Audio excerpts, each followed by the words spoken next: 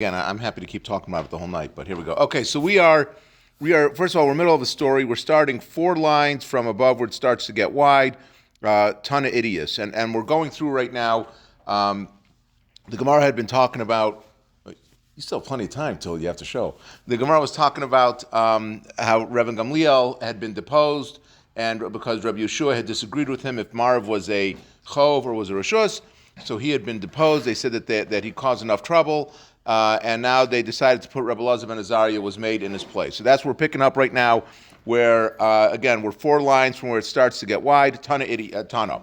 So Tana Idius Baba Yom Nishan is that the Masechtas Idius, which is a very clear Masechta, which goes through and every single it goes through all the issues that there are, and it gives a psak halacha. So Idius was learned on that day. It was taught on that day. And anywhere in Shas where you see where it says on that day, Hahu Yom Ahav, it was that day that Rabbi Elazar ben Azariah became the Nasi, and they opened up the Beis Medrash for everyone to come in. So because there were so many more students that were now in the Beis Medrash, so there was just more learning that was going on, and therefore they were able to resolve a lot of difficulties that had come up. And there was no law that had come up that day when they were learning that they were not able to resolve whatever the argument was. And this is an incredible thing. Rabbi Gamliel, who had been deposed as the Nasi, he was in charge of the whole yeshiva, and they got upset with him and they took him down, but he still kept learning in that Beis Medrash. Rabbi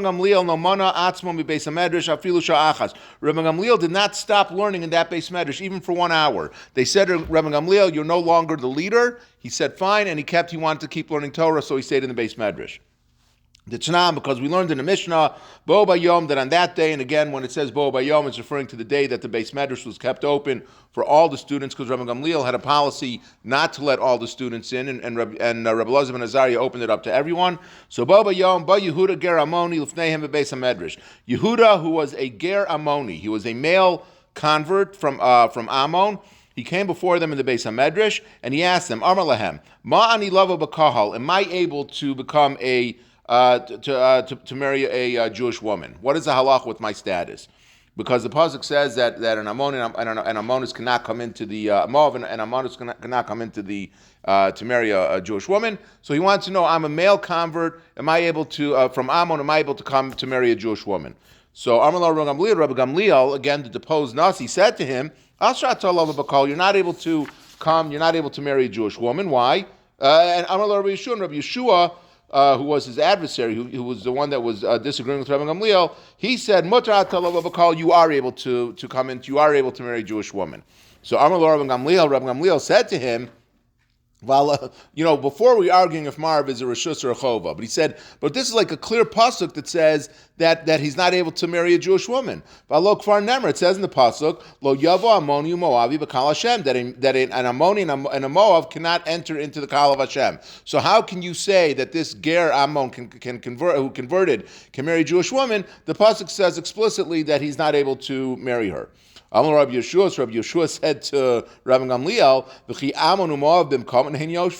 are you going to say that if someone says that they came from the land of Ammon and Moab, that's the original nation of Ammon and Moab, and that they're still in their place? We already have a tradition that Sancherev, who was the king of Ashur, he took all of the nations, he mixed them all up together. So you're right. If we knew that someone was from Ammon and Moab, then we wouldn't allow them to marry a Jewish woman. But now that this person's coming in the days when he's coming before Rabbi Gamliel and Rabbi Yeshua, he says this is not someone that's originally from Ammon. So why do you say that he wouldn't be able to marry a Jewish woman? And how do we know that he resettled all of the nations into different lands? Shneimar, it says in the pasuk, "Va'asir gvulos amim v'asidosehem shosesi," that I will remove the boundaries of the people and I've taken all of their treasures. Va'orid kavir yoshrim, and I brought them down into their fortresses, into their forts where they were. So you see that all of the people have become integrated amongst other nations. So there was no pure Ammon or pure Moab anymore. So therefore, Rabbi Yeshua says, therefore he could convert, because he converted, we don't really believe that he's from Ammon, and therefore he's able to marry a Jewish woman. And v'chal de parish meruba parish. So if you would have like an entire nation standing before you, we could say, okay, they're Ammon, and they're not able to, to marry a Jewish woman. But if one individual's coming out now, it's a suffix, it's a doubt. We don't know whether or not he's really from Ammon or not. And once he separates from the Rabbim, then he's separated completely, and we could say we can go Lakula, we can pass leniently, and say that he's able to marry a Jewish woman. So Amar Gamliel said back to him, Rabbi Yeshua, I agree with you that Sancheriv came and he mixed all the nations up together, but the pasuk says that Hashem said, I'm going to return everyone back to their proper place. So therefore, he is from Ammon, and he should not be able to marry a Jewish woman. And they returned. Amar Rabbi Yeshua, so Rabbi Yeshua sent back to him. Why do you say that they returned? It also says in the pasuk, that I'm going to turn the Bnei Yisrael I'm going to turn Klal Yisrael, the Jews, to Eretz Yisrael, and they haven't yet returned. So just like the Nevuah, the prophecy that said that the Jews are going to return to the land of Eretz Yisrael hasn't yet come true, so too the prophecy, the pasuk that says that Hashem said, I'm going to return all the nations back to their original boundaries, that hasn't come true yet either, and therefore this is not a pure Ammonite, if that's a word, and they're not, and therefore he's able to marry a Jewish woman. So miyad he true love of Bakal, and therefore immediately they allowed this person to marry a Jewish woman. Amar Rama Gamliel, so Rama Gamliel says to himself, Hova hachi hava, since I see that they're starting to paskin like Rabbi Yeshua, and they're allowing her to marry, I should really go and apologize to him for the whole thing that happened before, both in terms of when I caused him problems, when we had the argument about if Marv was a Rishus or a Chova, and then the other story that we said in Rosh Hashanah, when Rabbi Gamliel made Rabbi Yeshua come to him on what was Rabbi Yeshua's day of Yom Kippur, he came to him with his wallet, and also there was a story in Becharos that took place about if a Kohen was able to give testimony. So in all those instances, he wronged Rabbi Yeshua, and he says, I'm going to go and I'm going to apologize. When Rabbi Gamliel reached Rabbi Yeshua's house, he saw that the walls of Rabbi Yeshua's house were very black. Amar lo, so he said, and Rabbi Gamliel said to Rabbi Yeshua,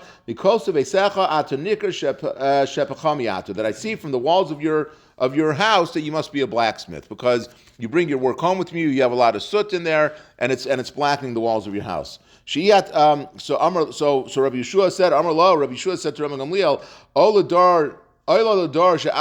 so woe is to the generation where you're the leader.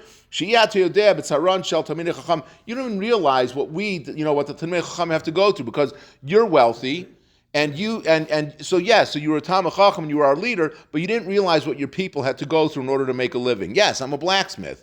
I learned in the Beis Medrash, but I'm also a blacksmith. And you didn't realize how hard we Talmidei Chachamim have to work in order to make a living. So it's hard for you to sympathize with what our situation is, and woe to the generation that has you as their leader. How they support themselves and how they get their meals. So Amar lo, Rabbi Gamliel said to him, Na nesi lecha, I spoke badly against you, Mecholi, I want you to forgive me. Please, I'm asking you Mechila. Lo ashkach be, and Rabbi Yeshua did not want to forgive him. Aseh b'shvil kvod Abba. So Rabbi Gamliel said, so do it for my father's honor. If you're not going to forgive me for me, forgive me for my father's honor. Some say that he was referring to Hillel, who was like his great grandfather. Some say that it was that it was his father, who had been one of the Asari Rugei Malchus, one of the 10 people that were killed by the government. So he said, forgive me for my father's honor. Pious and Rabbi Yeshua, he was appeased. He agreed to forgive Rabbi Gamliel for the wrongs that he had done to him. So now they were, okay, so now they had to figure out, what are we going to do? How are we going to spread the word that you and I are not, the Rabbi Gamliel and Rabbi Yeshua are not fighting anymore, and we're going to be able to let the people know what happened. Amru, so they said, who's going to go tell the Rabbanon that we're friends now, and that we're not fighting? Amar lahu, hahu kaves, there was a launderer that was there that had witnessed this whole discussion that was taking place. And he said, Anna azilna, I'll go and tell the people in the Beis Medrash. Shalach lahu Rabbi Yeshua lebei Midrash. So Rabbi Yeshua sent a message with the launderer to the Beis Medrash, and he said, Man delav ishmada yilvash mada. Let the person who's wearing the clothing of the that would wear a robe, he should continue to wear the robe. Man delav ishmada yemer le leman delav ishmada. And should the person who just put on the robe, should he say to the person that used to be wearing the robe, take off your robe and I'm going to start wearing it? Meaning he was saying that it's time that Rebbe Gamliel had been wearing the cloth of the cloth of the Nasi for all this time, and it's not right that Rebbe Elazar ben Azariah is coming in now and he's taking off he's wearing the robe of the Nasi. Really, it's time to give it back to Rebbe Gamliel and let him wear the clothing of the Nasi. So Amar Lahu Rabbi Kiva Rabbanon. Rabbi Kiva saw the launder coming. He heard the message that the launder said from Rabbi Yeshua, and he said, "Troku Gali, lock the doors of the base medrash." We don't want the servants of Rabbi Gamliel coming in and causing us problems. Meaning they were not yet ready to forgive Rabbi Gamliel for what happened, and they didn't want Rabbi Gamliel to become the Nasi again. They were happy with Rabbi Elazar ben Azariah. So Rabbi Yeshua saw what was happening. Amar Rabbi Yeshua said, it's better, instead of sending the laundryman to go and do it, we need more Calgon. He said, I'm going to go, let me go by myself, and I'm going to tell them in the base medrash what they should do. Asa Taraf above us, we came to the door of the base medrash. Amar Lahu, and he said to them, Mazeh ben Mazeh Yazeh, that the sprinkler, who's the son of a sprinkler, and he's making a reference now to the Kohen, meaning Rabbi Elazar ben Azariah was a Kohen. So he's saying that, and he used to sprinkle the ashes of the Parah Aduma. That was his job. Meaning the Kohanim, their job was to sprinkle the ashes of the Parah Aduma. So he says, let the sprinkler, the son of the sprinkler, do the sprinkling, meaning he should be the one that should go back to doing his job. And Mazeh ben Mazeh Yazeh, that your water is like cave water, and that your ashes are just like cinders. Meaning it's time to put Rebbe Gamliel back in his place, and Rebbe Elazar ben Azariah, who's a Kohen, should do things that a Kohen would be doing and not be the Nasi. They should each have their roles. So Amar Rabbi Kiva said to Rabbi Yeshua, Nifsaista, are you friends? Like, did you forgive Rebbe Gamliel for what he did? We only did this for your honor. The reason why we deposed Rebbe Gamliel from the Nasi was only because he had slighted your honor, and we thought that was not the proper thing to do. But if you've forgiven him, then we forgive him also, and we'll bring him back as Nasi. Tomorrow, you and I will go to Rebbe Gamliel's house, and we're going to let him know that he's going to be reinstated as the Nasi. So Amri, they figured they had a question now what they should do. Hey Chinavit, how are we going to split this leadership? What are we going to do? How are we going to handle having both Rabbi Gamliel and Rabbi Elazar ben Azariah both as leaders? Gemiri, we have a tradition, Ma'alim b'kodesh ve'emoridin, that once a person is on a higher level of kedusha, then they don't take it down from that kedusha. The same thing we find that it applies to objects. That we say that, for example, a person puts on a talus first, and then he puts on the tefillin, because Ma'alim b'kodesh ve'eino moridin. So by the same token, Rabbi Elazar ben Azariah had been made the Nasi. So what are we going to do with him? We can't take him down for that position. Nedrish mar chada shapta. If we're going to have them switch off, that one week Rebbe Elazar ben Azariah will give the drasha, and the next week Rebbe Gamliel will do it. It's going to lead to jealousy. Rebbe Gamliel is not going to be happy with that. Rebbe Elazar ben Azariah would be fine because he's just starting the new position. So if you tell him that you're going to do every other week, you'll be the leader, he'd say, fine, I'll do that. But Rebbe Gamliel, who is used to being the leader full time, he's not going to be happy with that. Let them do a 75-25% split. Rebbe Gamliel will be 3 out of 4 weeks, and the fourth week, Rebbe Elazar ben Azariah was going to be the leader of the base medrash, and that's the way that they decided they were going to do it. That's what they said, and when they were learning a brisa, they would say, whose week was it? When they would learn halachos, they would say, whose week was it in the base medrash? Was it Rebbe Gamliel, or was it Rebbe Elazar ben Azariah? Also, Talmud of Shimon ben Yochai, having this Talmud that came, the one who had originally asked the question that started the whole fight about Izmar v'chova rishus, that was Rabbi Shimon ben Yochai. Okay, so that's the end of the story. Pretty incredible story. Now, yes. Why do you have to say it in such a weird way? Why not just go tell them straight? Like, let's reinstate them. You're sitting there talking. Because I think he was trying to do it in a way that logically for them would make sense. In other words, he was saying, like, he could go back to them and say to them, you should put Rebbe Gamliel back because I've forgiven him. But he was trying to explain that there's certain, that in in Judaism, everyone has their role that they're supposed to be playing. So Rebbe Elazar ben Azariah was a Kohen. He has a role that he's supposed to be playing. Rebbe Gamliel, who was the house of was from Malchus Beis David, he had the role of Nasi that he was supposed to be playing. So I think he was trying not only to say to them that I've forgiven him for what he did, but I think he was also trying to say to him that it also fits within the roles of what each one was supposed to be doing. You can't say that straight. I guess not, because he didn't. Okay. The Mishnah continues. We said that you're able to daven Musaf the entire day. Amar Rabbi Yochanan, v'nikra poshea. Even though you're allowed to daven Mincha the entire day, but you're called a poshea, it's negligent. You're not supposed to be doing that. You should be davening Musaf in the proper time. Tan Rabbanan. Hayilufan of shtei tfilos. If you had two davenings, it was a time for you to daven two tfilos. Achas shel mincha v'achas shel musaf. You have it's the time of mincha and the time of musaf. And Tosfos brings down that this comes up. This can easily come up on Rosh Hashanah and Yom Kippur, that you can have that davening for the morning is going to extend much longer into the afternoon, so it's already going to be the time for you to start davening mincha. So if you had the opportunity to daven mincha and musaf, which one are you supposed to daven? So we say, mispal shel mincha v'achach mispal shel musaf, daven mincha and then musaf, shazu tadira v'zu eina tadira, because this one is regular, it happens more frequently, and musaf does not happen as frequently. And as we see, Tadr v'shenu Tadr comes up constantly, that we say when there's a question of which of two things you're supposed to be doing, we say that the Tadr, the thing that happens regularly, you're supposed to do that first, and the thing that happens more infrequently, you're not supposed to be doing.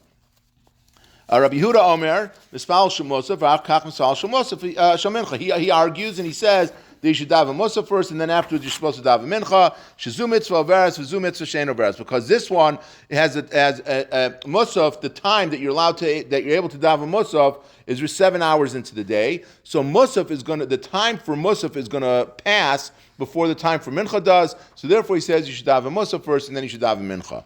Rabbi Yochanan, halach mispal shel mincha v'achach mispal shel musaf. The halacha is that you are supposed to daven mincha first and then daven musaf, and that again is why on Rosh Hashanah Yom Kippur the idea is you're supposed to start davening earlier, so you're going to get to musaf before it is the time to start davening. If everyone that's complaining how early davening starts in the morning on Rosh Hashanah Yom Kippur, the reason why is because you don't want to run into problems with where you're going to be running into mincha time, where you're going to be running into the time for mincha. Rab Zera ki avichalish megir say when Rab Zera was weak from his studying, Havi Azov Yosef Apischa de Rav Nassim Bar Tuvi, he would go sit by the Beis Medrash of Rav Nassim Bar Tuvi. Amar, and he said to himself, Ki Chalfi Rabbanan, when the Talmidei Chachamim, when the students who are in the yeshiva are passing by, Az Eikum Mikamayo V'Akabel Agra, I will rise up before them, and at least that way I'm going to get reward. Meaning, he didn't have the head to learn anymore. It had been a long day. He was tired. He says, so even though I can't sit and learn anymore right now, but at least let me go and stand up out of respect for the Talmidei Chachamim, and I'll get a reward that way. So Rav Nassim Bar Tuvi, so while he was sitting there, he saw Rav Nassim Bar Tuvi came out. Amar Lei, and Rav Zera asked him, Man Amar Halacha Be Midrasha, who said what halacha today in the Beis Medrash? What did you learn? So Amar Lei said to him, Ahachi Amar Rabbi Yochanan, En halacha Rabbi Yehuda. The halacha is not like Rabbi Yehuda. The Rabbi Yehuda said, the Amar Mispal Adam Shal Musaf V'Achach Mispal Shal Mincha, who says that you daven Musaf first and then Mincha. Rather, you're supposed to daven Mincha first and then you're supposed to daven Musaf. Amar Lei, Rabbi Yochanan Amra, did you say there was Rabbi Yochanan that said that? Amar Lei, and he said, yeah. Tana Mine Arben Zimnin, he learned it from him 40 times so that he would remember who said what. So Amar Lei, so Rab Nassim Bar Tuvi said to Rab Zeri, he said to him, Chada Hilach, is this what you heard from you? Is this the first time you ever heard it in his name? Or Chadas Hilach, or is it because it's something new that you thought someone else had said it? So Amar Lei, he said to him, Chadas Hili, that it's new to me, Mishum de Mesafka Li Rabbi Yeshua ben Levi. I thought that maybe Rabbi Yeshua ben Levi had said it, so he wanted to make sure that it was Rabbi Yochanan that said it, so he learned it from him 40 times, so it'll be clear cut in his mind. Amar Rabbi Yeshua ben Levi, call him Espalel, Tfilos Shal Musaf and Lachar Sheva Shos, Rabbi Yehuda, whoever davens after 7 hours, according to Rabbi Yehuda, Olav HaKatzav Omer, Nuge Mimoe Tasafti Mimei Chayu, that I'm broken because the time has passed. I'm broken because the time has passed. So my mashma the high nugi lishna de tavru. How do you know that it means that it's that nugi means a language of being broken? Kinematargum Rabbi Yosef. Rabbi Yosef says tavra atzi al sonan deveis Yisrael, that you'll break the enemies of Klal Yisrael. The achru zimni modai de Yerushalayim, because they delayed the time of the appointed seasons in Yerushalayim. So you see that is a lashon, that is language of breaking. Okay, we will stop here.